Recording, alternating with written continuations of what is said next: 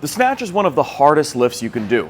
It takes strength, speed, power, and precision to pull the lift off correctly. But if you're new to the lift, it's easy to fall into some common mistakes that can hold back your progress. In today's video, I'll break down 3 of the most common mistakes beginners make in the snatch and give you my favorite drills to help fix these to improve your technique and set PRs. And if you're new to the channel and love learning about Olympic lifting, getting strong, and building muscle, then make sure to subscribe. The first common mistake beginners make in the snatch, and the worst in my opinion, is accidentally power snatching.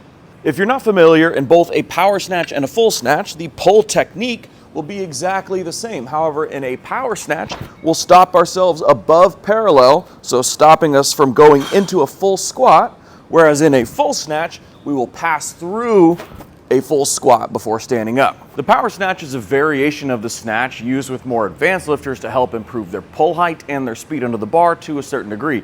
However, for beginners, pull height is rarely an issue, but speed and confidence under the bar is almost always an issue. If you accidentally power snatch, there's a few reasons that this might be the case. First is confidence in the bottom of an overhead squat.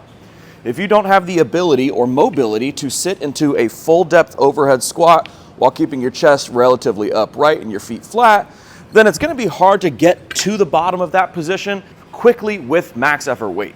If this is the case for you, I suggest adding in overhead squats to your training at least once a week as a main lift, but you can also sneak overhead squats into your programming more often than that. If you have a snatch day, throw an extra overhead squat at the end of that snatch. It's not going to be too much extra fatigue, but it really adds up in your confidence at the bottom.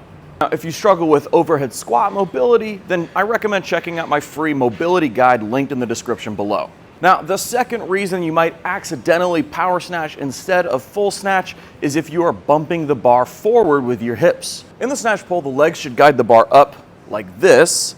They should not be hitting the bar away like a kettlebell swing, which is what a lot of beginners think is happening when they see hip contact and aggression upwards. Remember, anytime that we push the bar away from us, the lift gets significantly harder. It'd be like holding your groceries out in front of you instead of down by your side. One is significantly easier because the weight is closer to your midline. One of the best drills you can use to work on catching in a full squat is the hip snatch. The hip snatch is actually one of the first progressions that I use to teach beginners the snatch in my free beginner program, which you can find linked in the description below. To perform the hip snatch, start with the bar in the hip crease. Bend your knees slightly so that your shoulders are still on top of the bar and your feet are flat. Then jump up and catch in a squat. The hip snatch is one of the best drills if you accidentally power snatch because it doesn't give you time to build momentum to get the bar all that high because we're starting from the hips. And it allows you to isolate and practice creating vertical leg drive and keeping the bar close so that you don't bump the bar away with your hips. Try using the hip snatch either as a movement primer for 3 to 5 sets of 1 to 3 reps with light weights as you warm up to your normal snatch workout, or as a main lift for 5 to 10 sets of 1 to 3 reps with moderate to heavy weights 1 to 2 times a week. The second mistake beginners make in the snatch is rushing the pull. First, it makes it likely that you'll get pulled out of position with heavy weights. A strong start position and knee position are what set you up to create more speed later on in the lift. But if you rush the pull, you run the risk of letting your hips rise too fast and losing that strong start position, then ending up too forward on the ball of the foot with the hips too high at your knee position, which is going to limit the amount of leg drive that we can create, and it's more likely you'll have a forward lift. Second, while the snatch is a fast lift, it's not fast the whole time. If we take a look at a high-level lifter's max effort snatch, the speed of the lift gradually gets faster. It starts slow from the ground until about the knee position, then it starts to pick up speed from the knee into the hip position, and the fastest portion of the lift is from extension to the bottom of the catch. But rushing the pull and losing your positions means that you'll start fast and lose speed throughout the pull. And in the Olympic lifts, we never want to lose speed during our pull. We always want to be picking up speed throughout the movement. One easy fix you can do to work on this is just understanding the natural tempo of the lift. The bar will always start slow from the ground to the knee, pick up speed from the knee to the hip, and be fastest from the hip to the catch. I often use the cue slow, faster, fastest with beginners to help them understand this concept. One of the best snatch drills you can do to fix rushing the pull is the tempo snatch. The tempo snatch is another progression that I use in my free beginner program, which you can find linked in the description below. To perform the tempo snatch, set up and perform the snatch exactly as you normally would, but I want you to take 4 seconds from the ground to the power position before you go.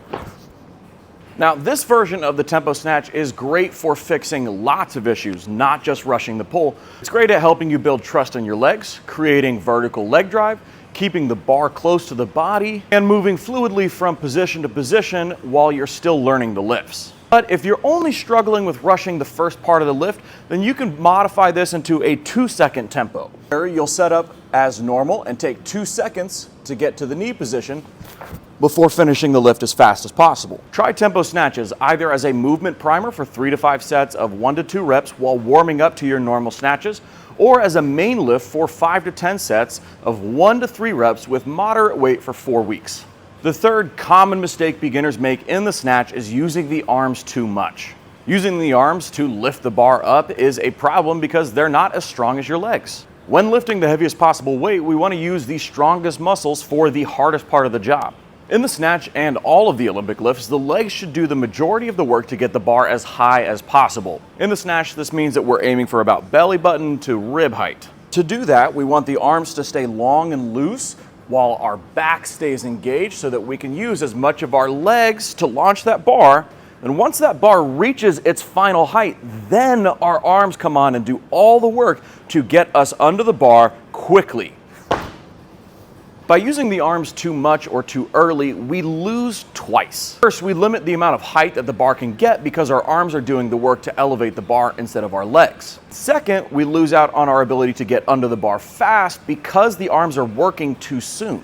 Using the arms too much in the snatch can be caused by a number of issues. First and most simply could just be not using the hook grip. Hook grip is a non-negotiable for weightlifters as it helps eliminate grip strength as a potential issue, which isn't really the case here, but it also helps eliminate unnecessary arm tension too soon in the lift. Because you don't have to squeeze to hold your grip, you can just let that bar sit down into your thumb. You can keep your arms long and loose throughout the entire pull. Another common reason beginner lifters use the arms too much in the snatch is because they have either a weak back or weak legs. Either one of these issues can make it hard to trust your positions enough to create height on the bar. If you do have a weak back, then check out this video right here where I break down my top 7 back exercises for weightlifters. And if you have weak legs, then check out my 12-week squat program linked in the description below.